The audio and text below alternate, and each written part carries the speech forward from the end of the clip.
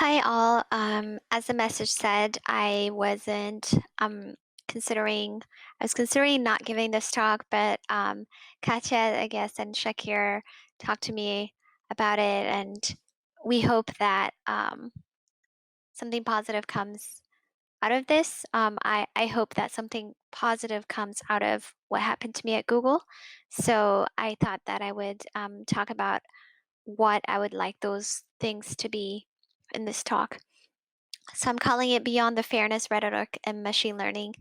And I guess my most recent claim to fame is that I was fired from Google, and my name is Timnit Gebru.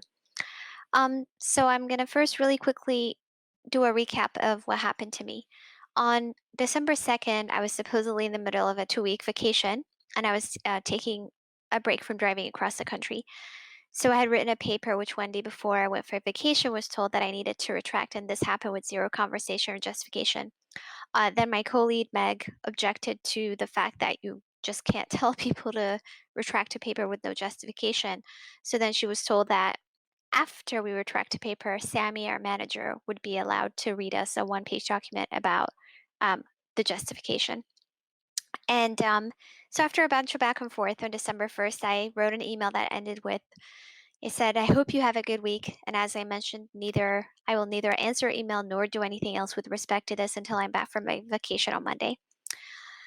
So then during my vacation at night, I got a message from Nagar, who was reporting to me at the time about, we were just chatting about some stuff that she found interesting. And then immediately after, she was like, "You resigned?" Megan sent me an email. And I was like, saying what? She says, she told me she accepted your resignation. Can I call? Can we talk? Can you please join the link? Did you give a resignation letter? I'm like, nope. She's like, right now they're doing this tonight while you're on vacation. I can't believe this is happening. Hey, so she's really freaking out trying to reach me, and I was like, okay, one sec. I'm gonna talk to Sammy. I'll talk to you. So I call him. He also didn't know what was going on, but then I find that there was an email to my personal email address with the title "Accepting Your Resignation." My manager was CC'd, but he had no idea what this was happening. He was not consulted. But of course, Jeff Dean, and who's one of the most respected researchers here even in this community, was consulted and aware. And so the next day, Jeff emailed a statement to all of Google Research, and an extended of which is online. So it starts with, I understand the concern over Timnit Gebru's resignation from Google, and I think at this point it's probably needless to say that I never resigned. And it talks about how we had a paper that was approved without review. So Sammy was the one who approved our paper with review, and he's approved many papers. It says the paper needed 2 weeks for review, which obviously is false, and the publication approver, which is Sammy, should have known that if that was the case, says that the paper misses citations, talks about problems without solutions, etc. So basically, it publicly disparages my work and my collaborators' work. And then it says, I also feel badly that hundreds of you received an email just this week from Timnit telling you to stop working on critical DEI programs. As someone who spends more time than literally everyone else working on quote unquote critical DEI programs, this was a, just a ridiculous thing to see. So I'm neither the first nor the only nor the last person who's been and will be subjected to this. And so in my talk, I want to do 3 things. First thing I want to do is give examples of other people who've been subjected to this type of retaliation when they work on machine learning fairness. Second one is I want to discuss components of our paper that we were told to retract, and sort of connect some things that happened to me at Google with some of the stuff that we talk about in our paper, and just give examples to make the points that our paper was trying to make. And third, I want to close by talking about what I think the research community should do and advocate for. So let me start with number 1. There's many groups of people. I had another version of this talk that was way longer, and I talked about a number of people, but here I'm going to focus on Deborah Raji, Joybo Amini, and later I'll talk about Meg Mitchell. So Joybo Amini is founder of the Algorithmic Justice League, and she led a groundbreaking paper called Gender Shades, which showed high disparities in error rates and automated facial analysis tools between darker-skinned women and lighter-skinned men especially.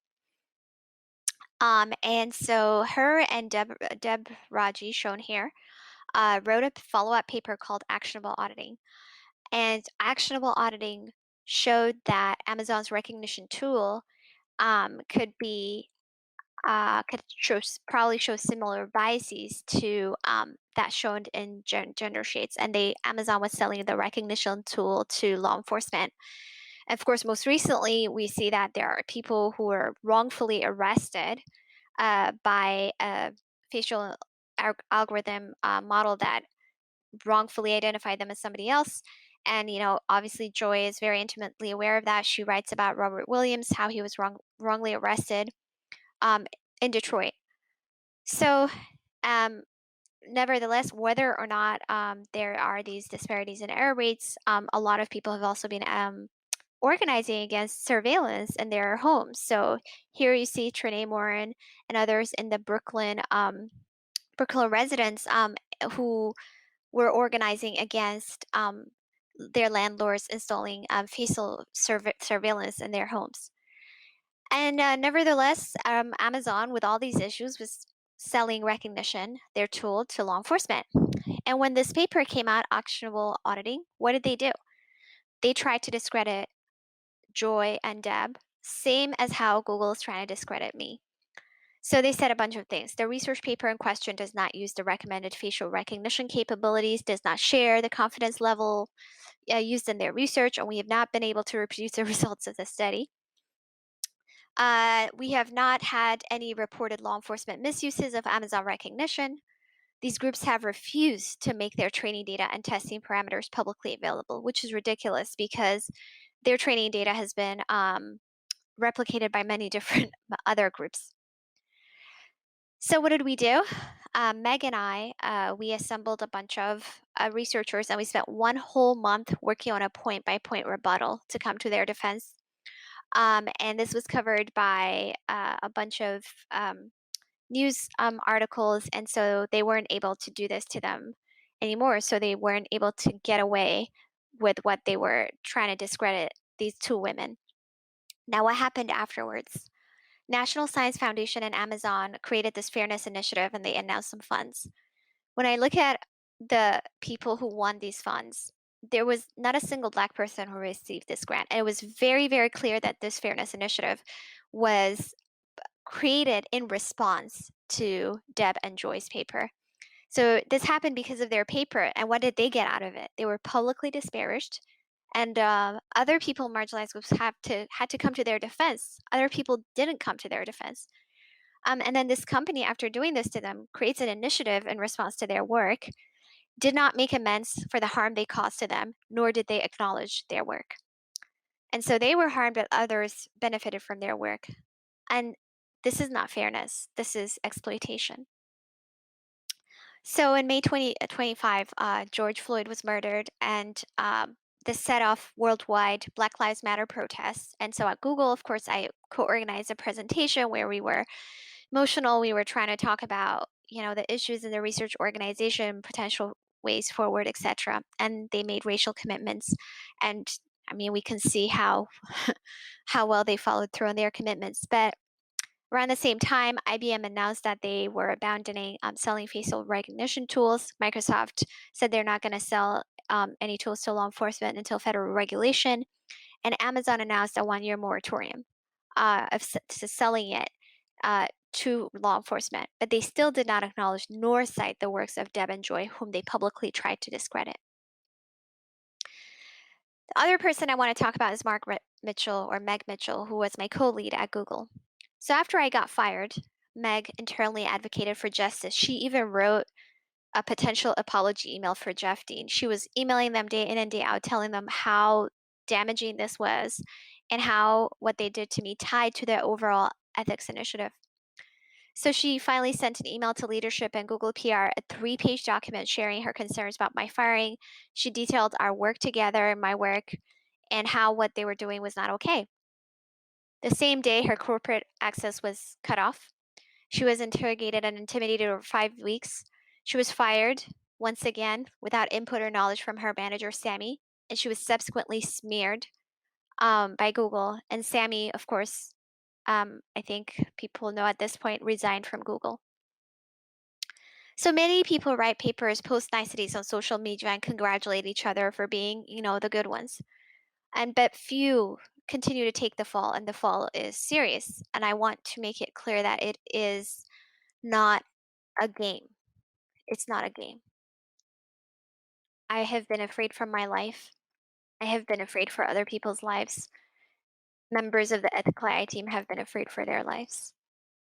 And so I'm neither the first nor the only one nor the last to have been subjected to this. And this is a playbook that's used against whistleblowers, that's used against many others.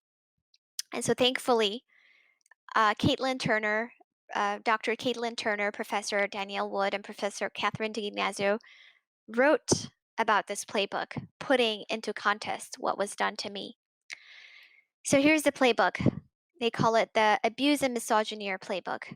Misogyneer, if you look at the bottom, is a term coined by Dr. Moya Bailey in 2010, describes the particular form of anti-Black racism, anti-Black sexism faced by Black women.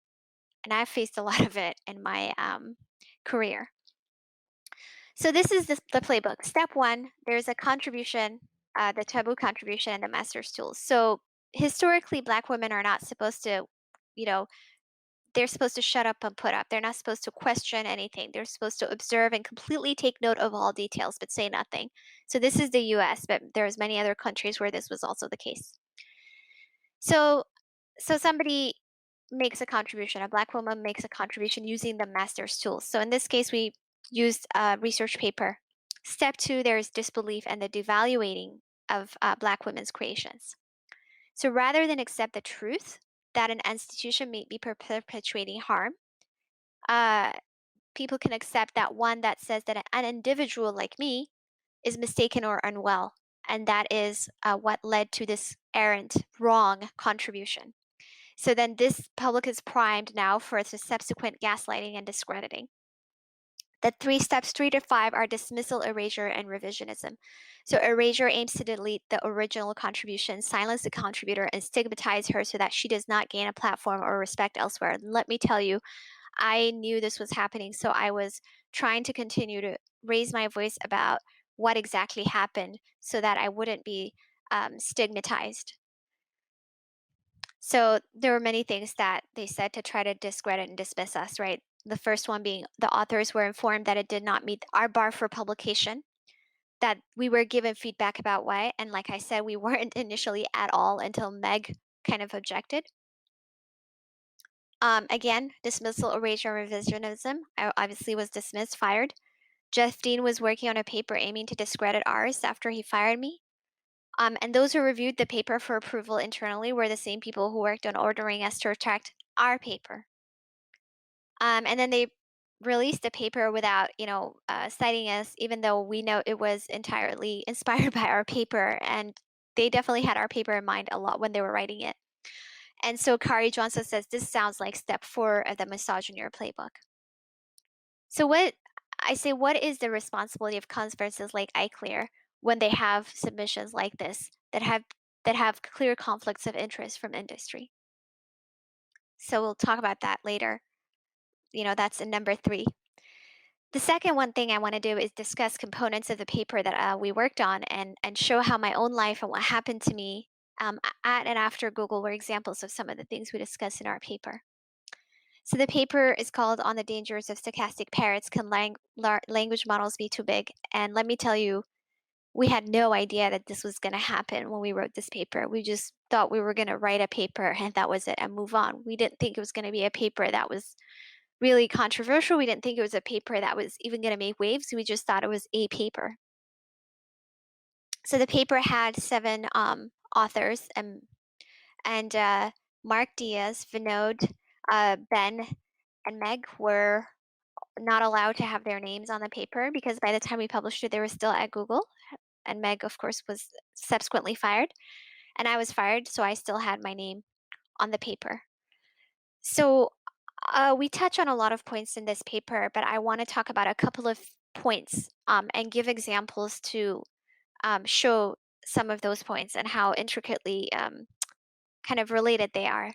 So we talk about environmental and financial costs, and we say when we um, perform the risk-benefit analysis of large language models or language technology in general, we must keep in mind how the risks and benefits are distributed because they do not accrue to the same people.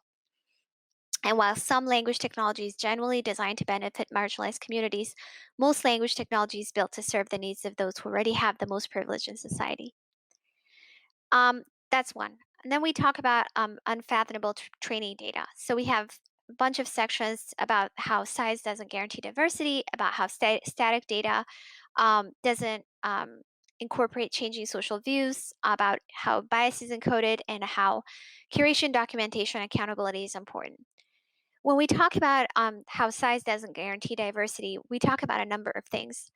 One of them is that user-generated content like sites like Reddit, Twitter, and Wikipedia present themselves as open and accessible to anyone, but there are structural factors, including moderation practices, which make them less welcoming to marginalized populations. And these are the sites that are used as training data for these large language models. So then we say that net results that a limited set of subpopulations can continue to easily add data, sharing their thoughts and developing platforms that are inclusive of their worldviews. This systemic pattern in turn worsens diversity and inclusion within internet-based communication, creating a feedback loop that lessens the impact of data from underrepresented populations. And finally, we talk about some of the risks that follow when we train large language models on that type of data, right? So as people in positions of privilege with the respect to a society's racism, misogyny, ableism, etc., tend to be overrepresented in training data for language models, this training data thus includes encoded biases many already recognized as harmful. And in addition to abusive language and hate speech, there are subtler forms of negativity and various social political framing biases that are prevalent in language data. And so there are more details in our paper. So what I wanted to do is I wanted to cover a couple of examples to show these points: who benefits from large language models and who pays the cost, and kind of some of the issues with the platforms whose content is used for training data and their moderation practices and how they prevent certain groups of people from participating and how this encodes certain biases. So the day that I was fired, like I said, I was taking a break from driving across the country. I was super stressed out. I was supposed to be on vacation. One of the reasons I needed a vacation was because I was very concerned about escalating war in Ethiopia and the lack of accountability for social media platforms in their role in this war. And I was seeing it happening. ICLR is traditionally held in countries that have discriminatory visa practices towards many groups, including Africans. And last year, ICLR would have been held in Ethiopia and Addis Ababa.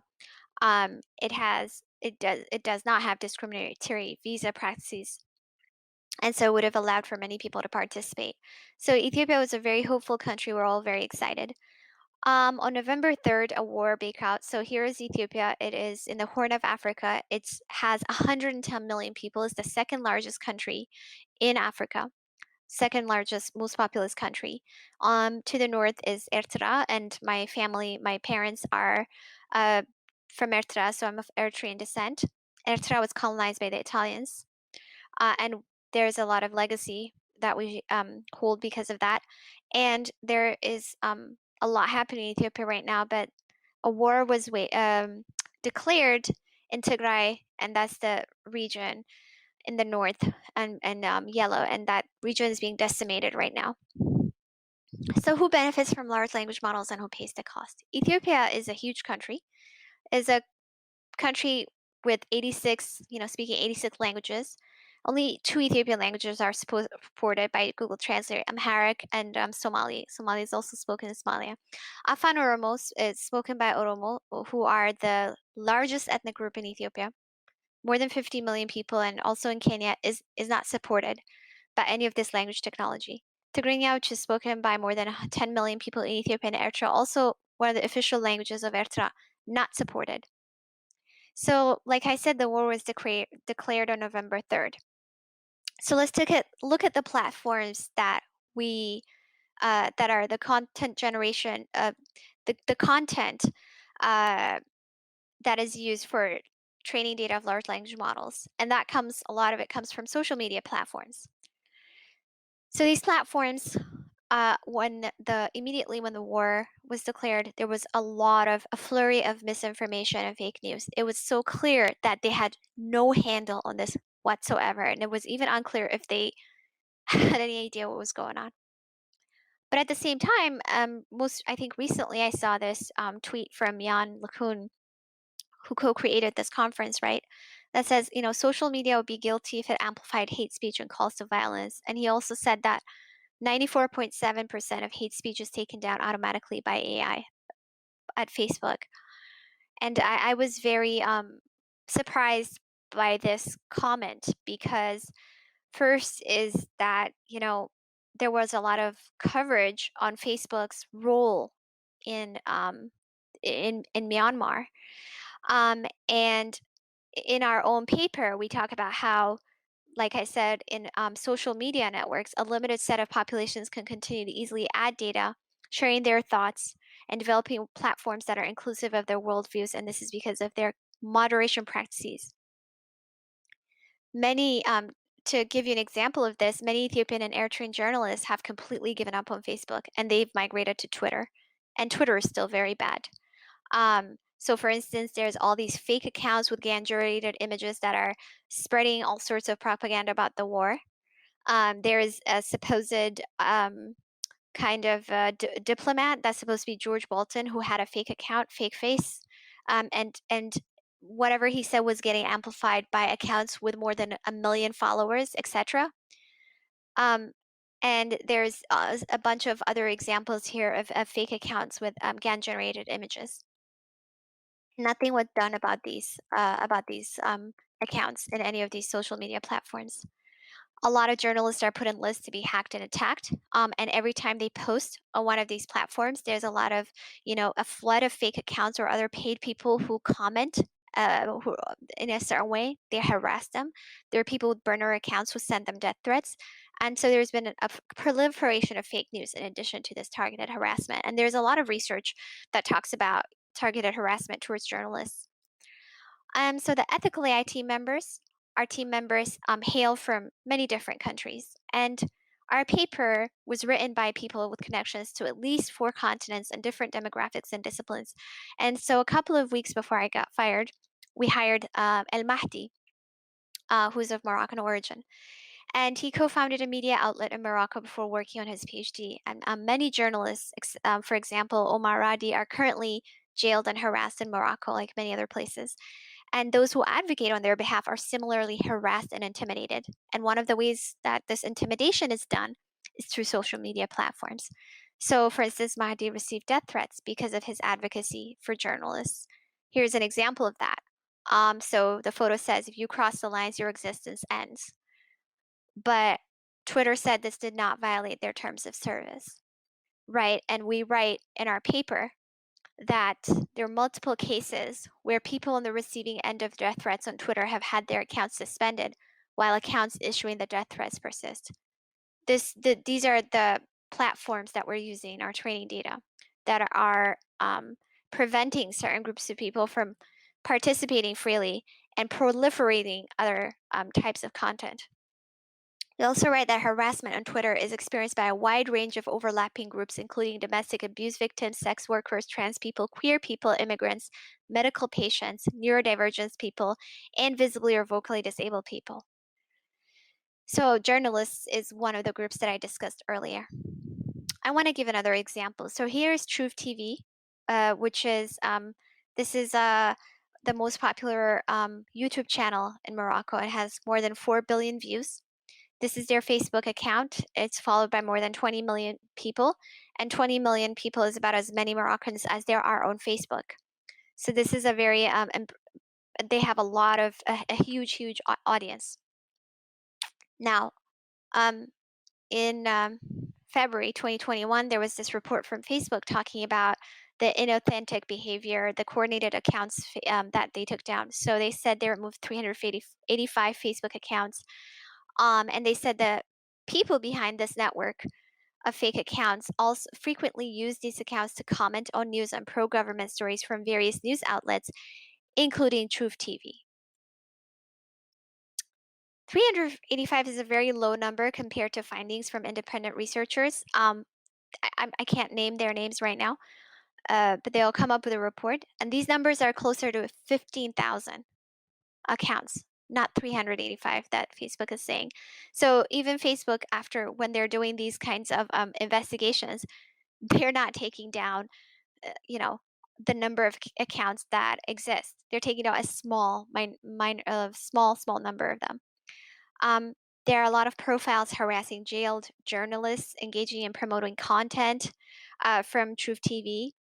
Um, and they have image of the king and the head of intelligence, and the latter is accused of torture. And the French authorities sent a warrant against him. So the channel has done many things, and I want to give you a few examples. And this is to show you examples of channels that are being condoned and proliferated in these social media platforms that are causing a lot of harm and harassment in places other than the US, within languages other than English. So this channel posted a pornographic montage on its Facebook and YouTube channels of a policewoman and her American daughter. And according to the mother's testimony, these videos were secretly recorded in a hotel. This was done to blackmail her in order to push her to remove her lawsuit against the high-ranking police official she accuses of sexual abuse. So this was posted on Truth TV, a YouTube channel. When the blackmail didn't work, she was smeared directly on YouTube and Facebook. And this time a video was edited to put, instead of her daughter's image, a naked image of a policewoman's lawyer. And this was the only lawyer who would agree to represent her, because a lot of people are afraid of retaliation. And there's testimonies of people who tried to sue this channel in Morocco and failed. And most lawyers refused to help them because they know that the law will be against this, very powerful channel. They also published Karima Nadir's child's birth certificate, and she is a privacy activist and single mother. This was done to bully the child, and kids in his middle school received a copy of that birth certificate through WhatsApp. Nadir published a video saying the birth certificate is a secret document that could only be obtained by authorities. There's many stories like this that lead most credible human rights organizations to publicly declare that Truth TV is the Moroccan Secret Services Agency's YouTube channel. And independent researchers working on this topic have collected testimonials of YouTubers receiving for years daily threats of anal torture and jail if they go back to Morocco. And many Moroccan YouTubers have already been jailed. Researchers witnessed these threats firsthand by attending many of these victims' live streams. They saw in real time the massive flow of threats that they receive. In March, a group of women survivors, including this journalist, Hajar Rasuni, who was jailed and put through a forced gynecological examination by a doctor under the orders of the authorities, organized a Facebook live stream. So this was supposed to be a live stream on Facebook. She was planning to deliver what was going to be her full testimony for the first time. And the live stream was just flooded by these profiles of fake women telling her she's a liar. So imagine if an American channel did a fraction of the violations this TV channel has committed so far, YouTube channel has committed so far, Facebook page has committed so far. It would have been suspended, like what was done with Alex Jones's InfoWars. So this is just an example. It's just the tip of the iceberg. But this is an example I wanted to show on what happens to the countries that are not considered important, and how these companies and these platforms are doing nothing. YouTube and Facebook have taken zero action on Truth TV. So when I see the statement, 94% of hate speech is taken down automatically by AI, I don't understand the statement. I don't get it. Here's another example. Content moderation is very complex and already has a lot of issues. And so Maliha Ahmed and Alex Hanna have this short, really great talk about it. But in addition to all of these issues, these companies are also infiltrated by different agents. So here's one example. So Twitter bots have been implicated in crimes, actual crimes, like the assassination of Jamal Khashoggi. And a British newspaper revealed that Saudi journalists had died under torture in his country after Twitter Dubai's office allegedly disclosed his identity to the kingdom's authorities. So this journalist, Turki bin Abdulaziz Al Jazeera, he allegedly ran a Twitter account, and so this exposed human rights violations by Saudi authorities and royals. And he was arrested on March 15, 2018, and died while being tortured in detention. So, according to this report, Saudi authorities were able to identify him thanks to information shared by Twitter's Dubai office, which was accused of involvement in spying on the accounts of Saudi dissidents. So, to recap, these platforms and what they're doing here, this is what we're using to train data for large language models.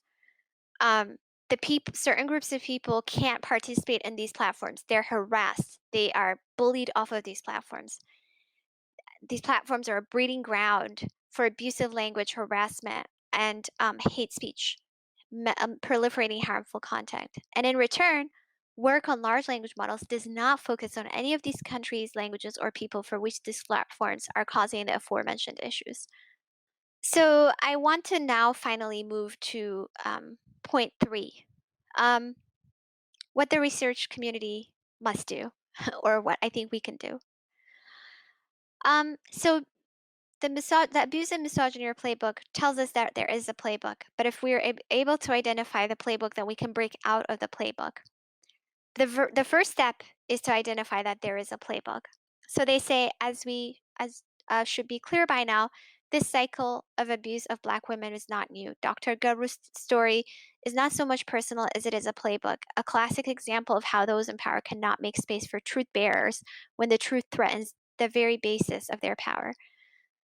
The playbook is plucked right from history, as we have shown by the stories of Ida B. Wells, Phyllis Wheatley, Harriet Jacobs, and Zora Neale Hurston.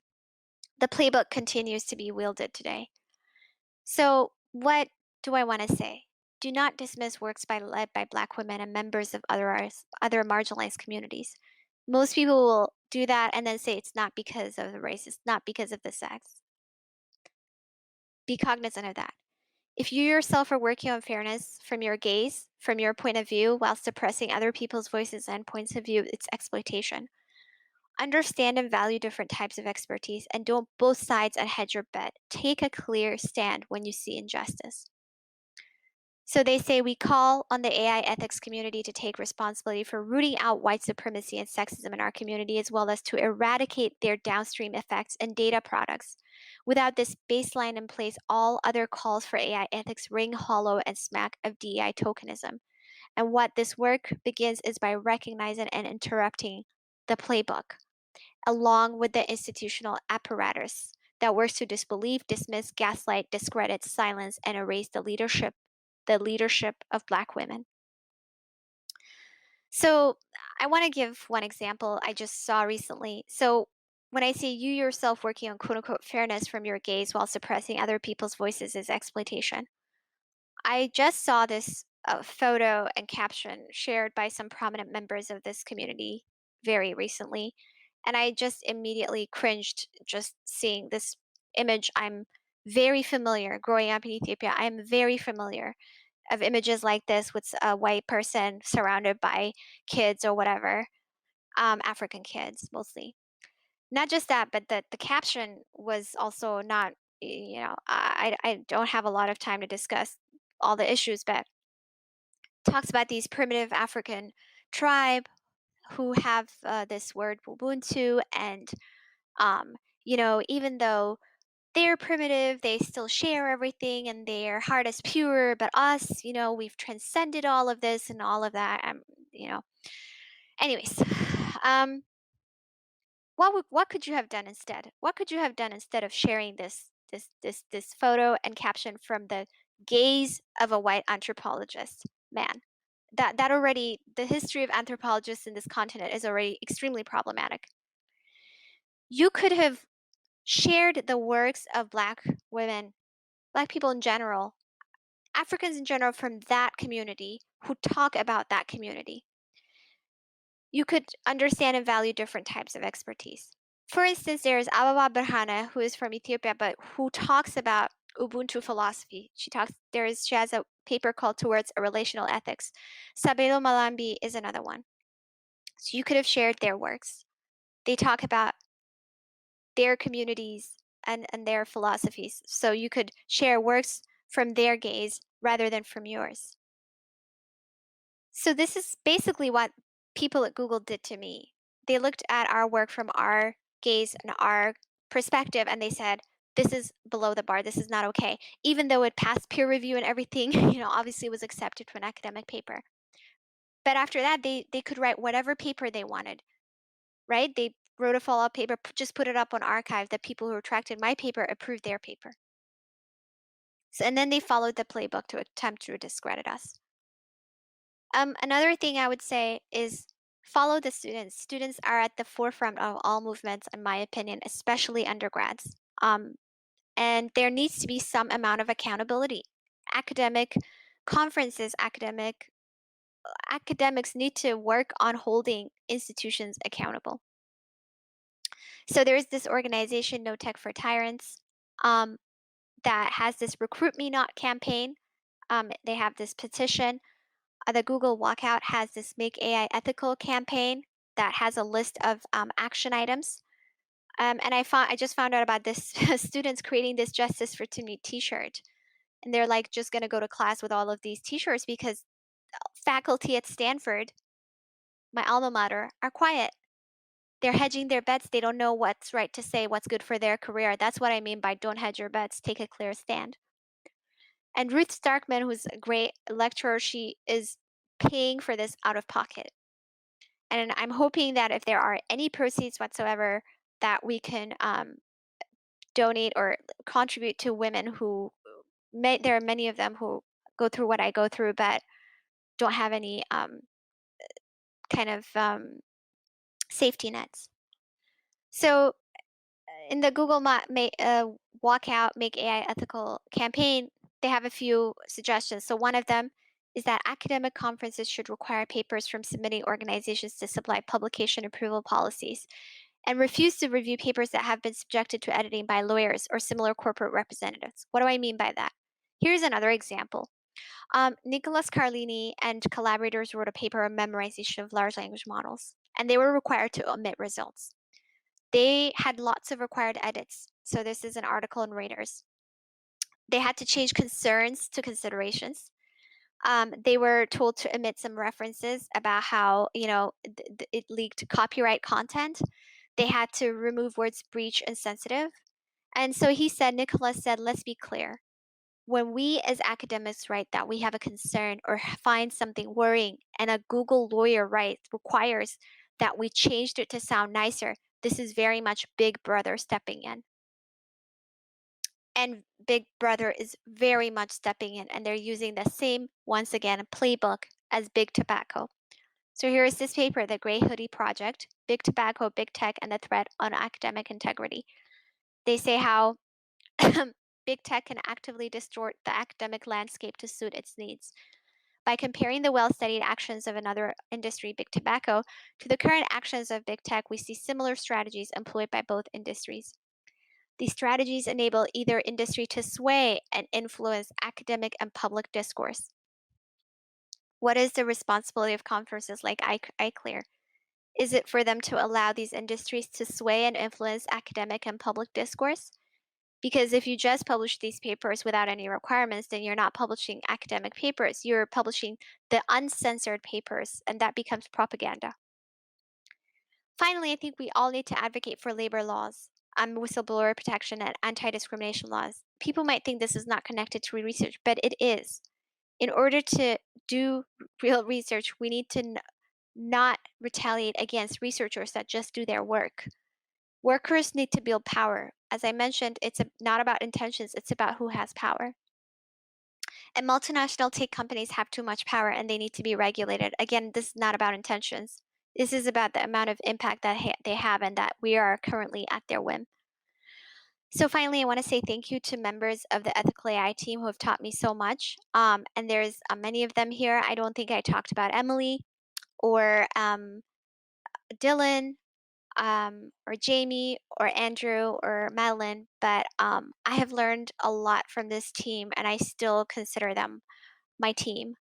And I think that's it. I have a video that I can show if we have time, but I think I'm gonna stop there. Thank you. Hi, everyone. I'm Hal Dame, and I'm thrilled to be here moderating the first keynote Q&A with Dr. Timnit Gebru.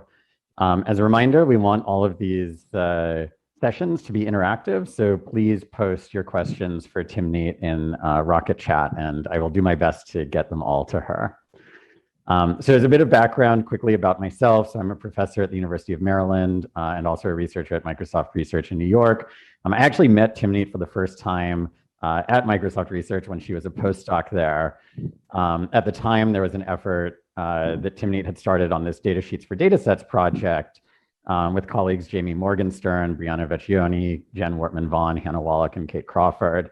And one of the things that Timnit talks about in the talk that you all just watched is this importance of valuing work by people who have different backgrounds and disciplinary skills and stuff like that. And I thought this was like a great sort of starter project for me in that space, because it was like this really amazing breadth of people with lots of different areas of expertise.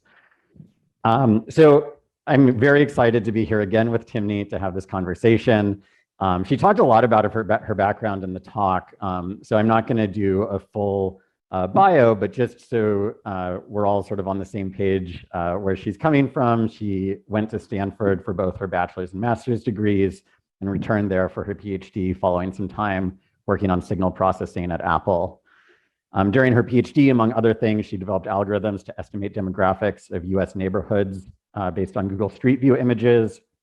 This work won the competition at the LDV Capital Vision Summit in 2017. She spent 2 years as a postdoc at Microsoft Research in New York City, and then co-led the ethics team in AI at Google Research until last December, as you all know. With Joy Buolamwini, she authored the Gender Shades paper, and her work on biometric bias, also with Joy and Deb Raji, won VentureBeat's 2019 AI Innovations Award in the category of AI for social good.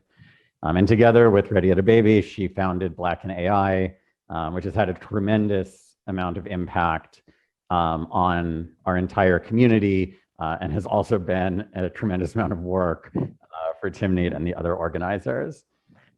So with that, I'd like to just say, hi, Timnit, welcome. We're thrilled to have you here. Thanks for having me. Yeah, go ahead. No, I was gonna say, you know, I only spent 1 year at MSR. It feels like a long time. It was a very, I think it was a transformational 1 year. Oh, sorry, I got that wrong. I should have checked that. And I spent that year with you. Yes, I know. I thought that you had started before I got there, but I guess we came at about the same time. Yeah. So one thing I found really impressive about your talk is how you weave together these topics like misinformation, death threats against journalists, climate change, the war in Ethiopia, large language models, and technical topics that we all think about all the time.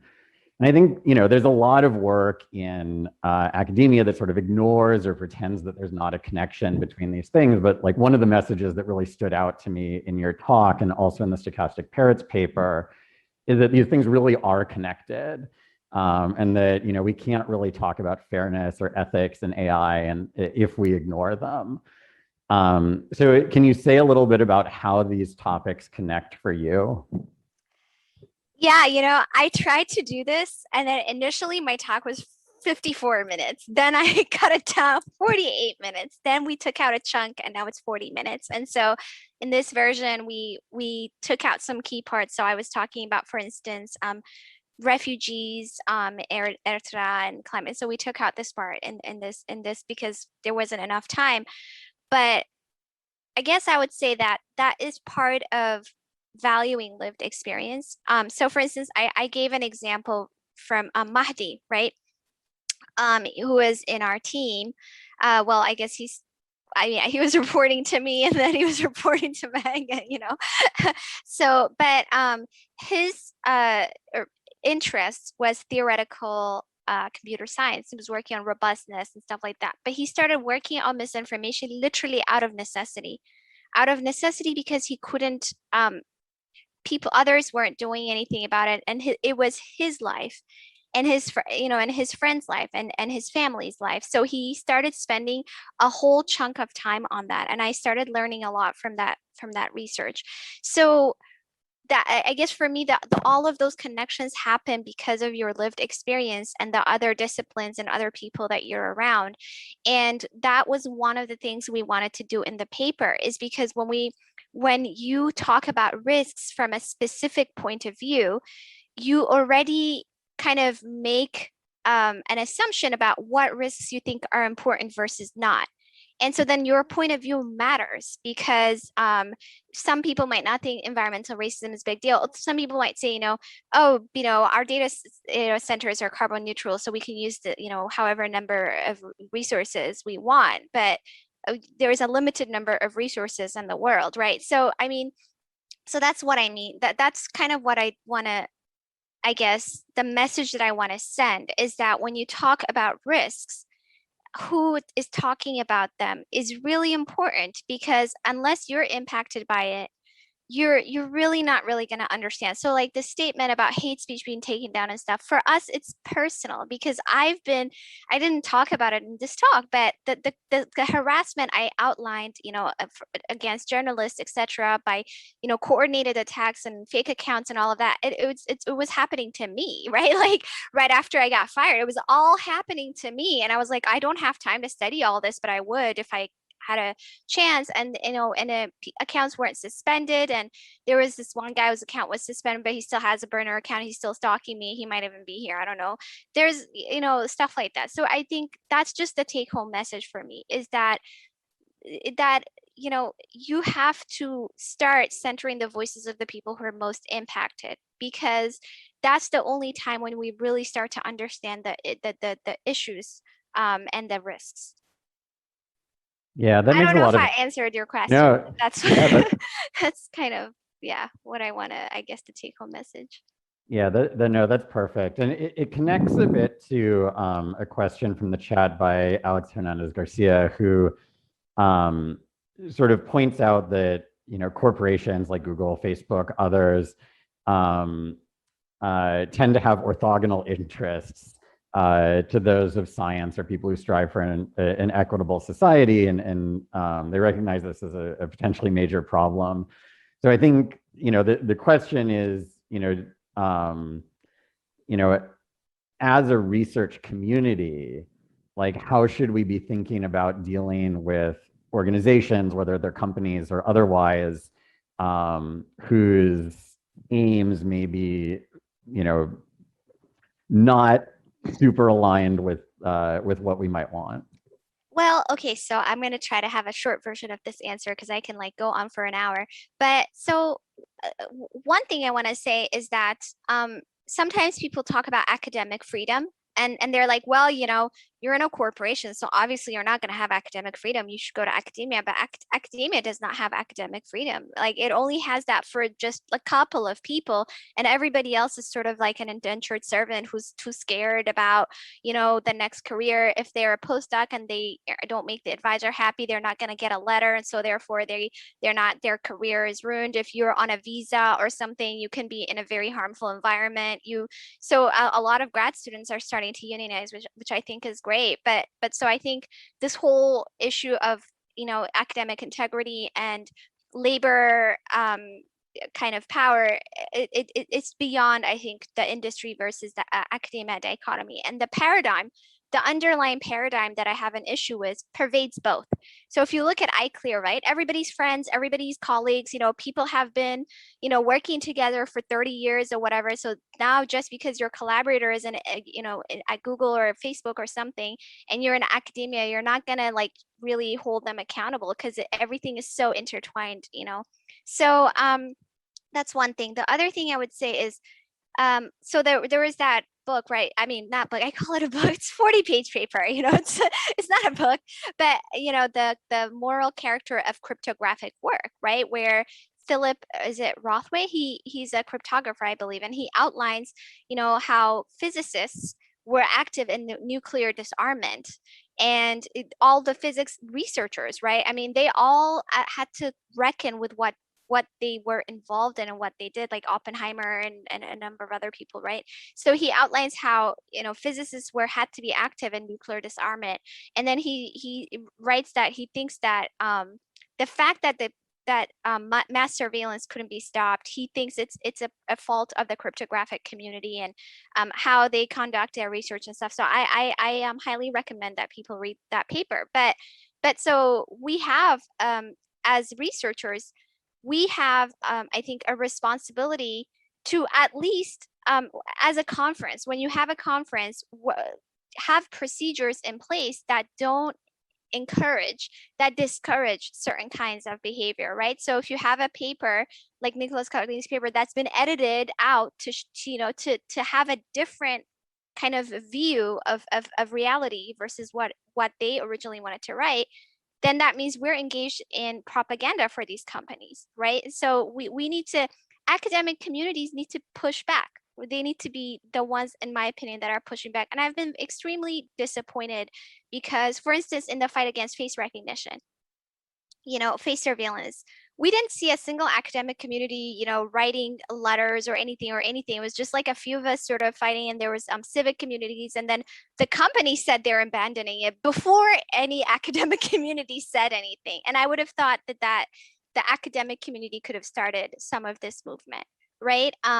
So that's sort of what I would say about that. And in terms of their incentives being orthogonal, of course, like if the incentive is just to make money, they'll do it at whatever cost, right? So auto companies' incentives was not to create safe cars. It was to just spend as little amount of money as possible on manufacturing cars that sold as much as possible, right? We wrote this in our data sheets paper, which like the first couple of versions of our data sheets paper, right, which we took out later, but the regulation and the safety, etc., came over 100 years, and they were still fighting it. They weren't just like, oh yeah, sure, let's just do this. So the tech industry, in my opinion, is at that level. If they spent as many resources as are required on fighting fake news and misinformation, they would not nearly make as much profit margins as they are right now. Nearly. So they will never do it unless they're forced to. All of this labor about uncovering Facebook and coordination misinformation, that's coming from victims who already are victims of these platforms. It's not coming from, it's not being initiated by the platforms. So we have to force them, by we, I mean research community, legislation, etc., to do the right thing. Because obviously, yes, it is orthogonal to, what they're incentivized to do right now. Yeah, I think that makes a lot of sense. One of the questions that came in from Anmol Jabria is actually kind of similar to something I wanted to ask about, which is, how we think about navigating the construction of these large language models. So, you give a bunch of examples of how the development of such models is actively harming people, especially people who are just not at all benefiting from this technology development.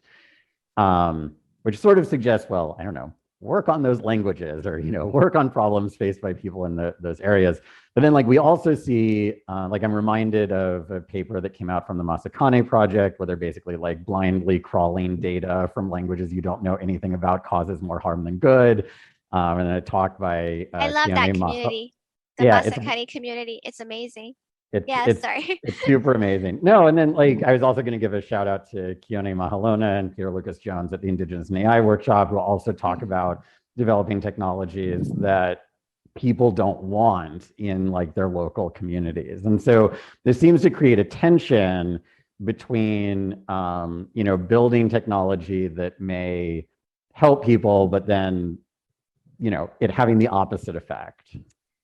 The thing is, the reason I wanted to write this paper is because I wanted certain perspectives to be heard. And initially, I wasn't even going to write this paper. I asked Emily if she had a paper Emilian Bender, because linguists have been think about this a lot more than, you know, people in the deep learning community or something like that in general. I found they have had, you know, years and years and years of experience thinking about these issues. So that is the perspective I wanted to bring forward, in addition to perspective of people like Mark Diaz, for instance, who's done research on different platforms and how they affect people in different communities.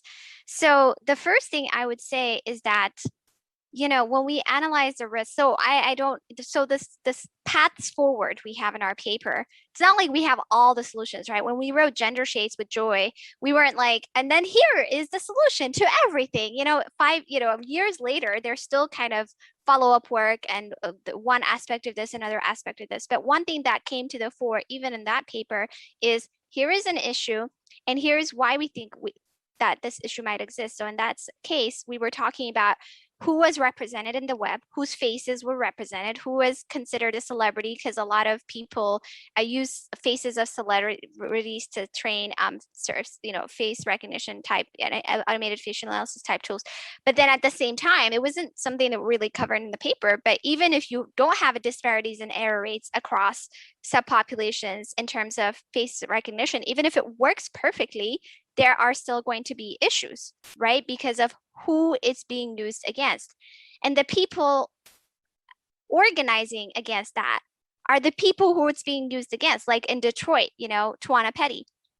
So mostly Black and brown people in the US. So I think this is sort of an analog to that. The very first answer is just listen to the people who are being impacted the most. Don't shut them down like you just did me. You know, I was like, don't. You know, we worked hard to create an academic conference that we could actually publish these kinds of works, right? Then now there's an academic conference, we submitted to it, and then we were, you know, sort of shut down. So don't do that. Listen to, you know, people in different communities that are impacted. But the problem is that they don't have power. So you don't have to listen to them right now. So like Ria Kaluri wrote this article in Nature, you know, ask how AI shifts power. Every time we build technology, we have to ask, is this technology shifting power, or is it not? Is it just amplifying people's need? I mean, the privilege of currently powerful people, and the people who can answer that mostly are the currently not powerful people. So honestly, to be honest, I don't think we can any longer depend on the intentions of people who are powerful, because they don't have to listen. And so we have to figure out how we can, you know, amplify the voices of people who are not in power and give them some amount of power. Yeah, that connects actually very nicely to a question by Sandeep Silwal, who asks, you know, how can we avoid this bystander effect in academia where everyone knows, quote unquote, the right thing to do, but individuals are afraid of retaliation, right? Like you gave the postdoc letter, or like, am I going to get hired by this company or whatever, right? And so like, yeah, what can we do about this? Well, so without working on institutional change, it's very difficult to ask individuals to sacrifice their careers or take the fall. So we have to work on institutional change. So some things that I've been seeing, I mean, maybe related or not, one of the issues was that data related work is not considered great in conferences, right? You submit a data set paper and they're like, oh yeah, this is just like data, where's the algorithm, you know? So that's the kind of reviews you get. But then what we're saying is we're asking people spend a lot of time on data annotation collection processes, thinking through things. So now at NEARS, there's going to be a data track, right? So that's a good first step, because if you're going to ask people to spend a lot of time on data related stuff, but then they're going to be punished for it, that doesn't make any sense. So if we're going to ask them to do that, we're going to have to make the institutional changes that allow them to do that. If we're going to ask people not to take money for corporations, there needs to be an alternative. There needs to be an alternative so that they can take money from a different institution, right? So that's the thing. We should all work through institutional changes. So for me, like building worker power is one of those. So if a grad student, you know, doesn't have any power whatsoever, you're at the mercy of your advisor. So maybe, you know, depending on letters from advisors is not the best thing to do. Maybe we should have a different kind of way of evaluating people, you know what I mean? So that they're not beholden to this one person. Same with postdocs or something like that. So, and unionization, I think, is one of those. I mean, it's not a silver bullet, I'll say, but so we have to think through, how do we build worker power so that people have negotiating power? Because otherwise you can't just go tell people and be like, hey, yeah, like, you be a saint, you take the fall, I'll be okay. I mean, we can't be doing that, right? Yeah, I mean, I can totally understand how this puts everyone in a difficult position if there's sort of nothing to fall back on. But there is strength in numbers, is what I would say. And so that's kind of what we tried to do at Google. We had like this little coalition where we were usually trying to advocate for each other together.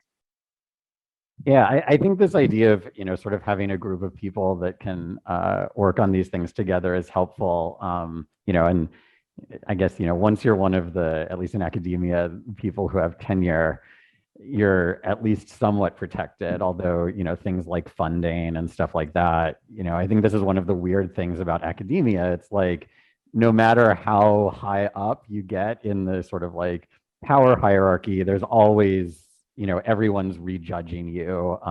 And it can be very hard to take a stand. Yeah, you need to get to the next level. And so now you don't want to rock the boat, because then you won't get to the next level. And so again, yeah, it's about, so the prior question about institutional, oh, we can feel free to run over. Oh, sorry, I was like rushing to, well then, okay, I will relax. So I'm just joking. The prior question about the incentives of these companies, right? That they are orthogonal. So then that means we have to change the incentives of these companies to not be orthogonal. There's no way. So one thing I had in my talk, in my 54-minute version that I took out, was exactly that, the incentive. So I was talking about the fired five, the Thanksgiving fired five. A year after they fired them, I'm sorry, the day they fired me, the National Labor Relations Board came out and said that they filed a complaint of I don't know what it's called, like that they shouldn't have been fired. They shouldn't, but now there's a complaint, then there means that a trial will happen. And if when they win the trial, Google will have to reinstate them. So imagine, they fire you. They say and then they use the same thing that they said about Meg, something about security, blah, blah, blah. They say stuff about you, so you might not even be hired other places. It's a smear campaign. 1 year later, the NLRB says there's a complaint, and then God knows how long later, like maybe 1 year, they might be required to reinstate you. By that time, you're like exhausted. You've been, you might even give up. Are you even gonna want to go? So what incentive does Google have to do anything differently? And then if they lose, they have to pay like $2 million to 100 people. So each person gets like $500. So what incentive does the person have to fight? Because they ruin your life. I mean, Chelsea Glasson has been going on for 3 years on pregnancy discrimination. And what incentive does the company have to do anything differently? Because the regulation is not really punishing them. So if we want change, we have to advocate for a different incentive. And I think that comes from strengthening. First of all, there's already laws that can be strengthened in the US. And in terms of misinformation, at this point, I personally honestly think, because I'm seeing how they don't do anything with these coordinated attacks and stuff, and people are getting bullied off of these platforms, and the online harm leads to offline harm too. There's many examples of that. I don't have time right now. I honestly think that there needs to be these massive lawsuits on these platforms that they can then, start being afraid of or something. Because right now it's very harmful and we don't really have a recourse. So I guess my take home message is we do have to work on institutional changes to change that incentive structure. Otherwise, and so that's why I was also talking about what ICLR can do as a conference, because if you don't change the incentive, because there is an incentive for companies to publish saying, oh yeah, we published this many papers, we're like this. But if there isn't an incentive for them to change, some of their practice in some way, we can't expect change.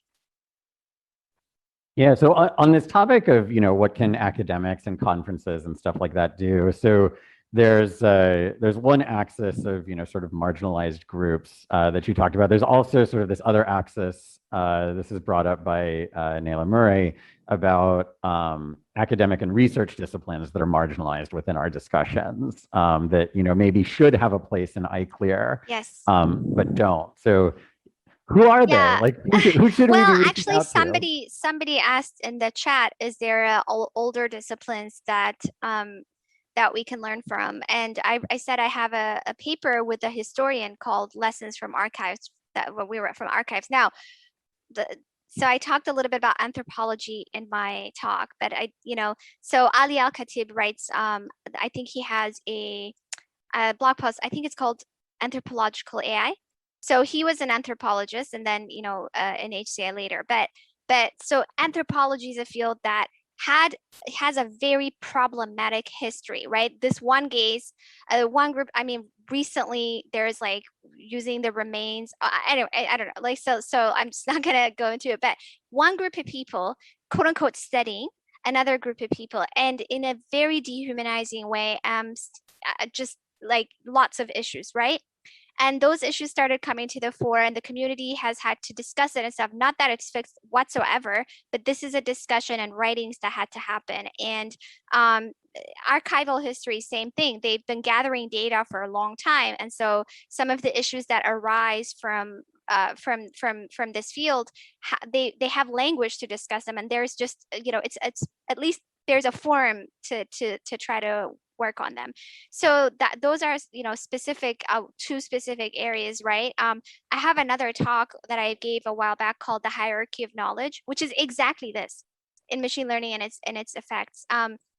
Certain types of knowledge are way low in the hierarchy, and again, if you have all the money, you don't have to listen to anybody. That's the problem. Like in computer science, they say, okay, interdisciplinary, blah, blah, blah.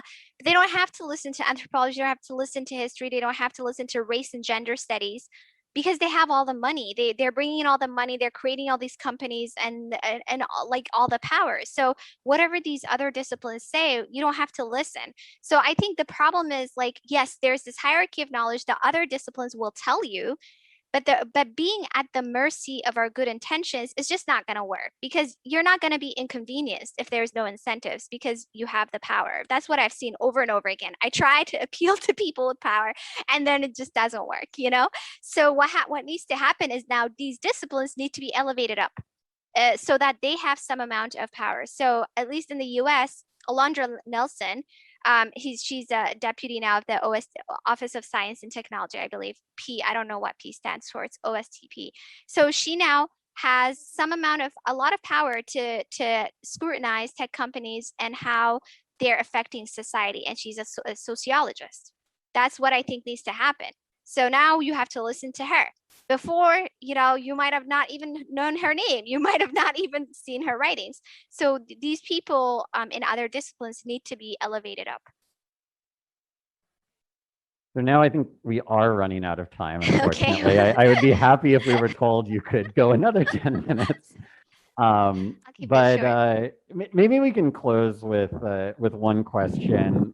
You've mentioned a lot of things that we can all do, like papers to read, things to look at, things that conferences can do. In terms of your own work, like what's the one thing you're like most excited about right now? Well, excitement is interesting. I'm sort of recovering, but we have Lynn Champy, who is a Stanford. She's graduating now, a PhD student. She came up with this proposal for a research institute called Black Air, that centers the needs of Black women in their communities and kind of ideas from that perspective, because it's always varied. So I'm like trying to see how I can help with that. And so that's super exciting. Every time I work on stuff like that, I'm really energized and excited, and people don't understand I'm like unemployed but spending like hours on stuff like that. So they're like, what are you doing? You're not supposed to have a job right now. So that's what I'm excited about. And I'm excited about, there's a paper that a student, Raseja Safala, who's from South Africa, has been working on for years. Like we started in 2017 on spatial apartheid in South Africa, and we were analyzing kind of satellite imagery to understand the evolution of spatial apartheid in South Africa. And it's finally sort of coming together, and I'm super excited about that too. That's wonderful. I actually remember talking about that Yeah. project years ago. I know. I feel like people think like I'm just, lying or something, but I just talk about this project for like years and they're like, is this really happening? But it is. It is. It's just a lot of work. Data related work is a lot. You spend 3 years working on the data and then 2 months or 3 months on everything else, and you can only publish on everything else. That just doesn't make sense to me. But anyways, yeah, I'm excited about that. Yeah, I am also. So with that, we'll close. I want to give a big thank you to Nikhil Kruthi and Ali Alavi, who have helped run this session, feeding questions to us and so on, to the ICLR organizers for inviting Dr. Gebru, and of course to Timnit herself for this session and for all her extraordinary research and also service to our community. So thank you, Timnit. Thank you. Thank you, everybody.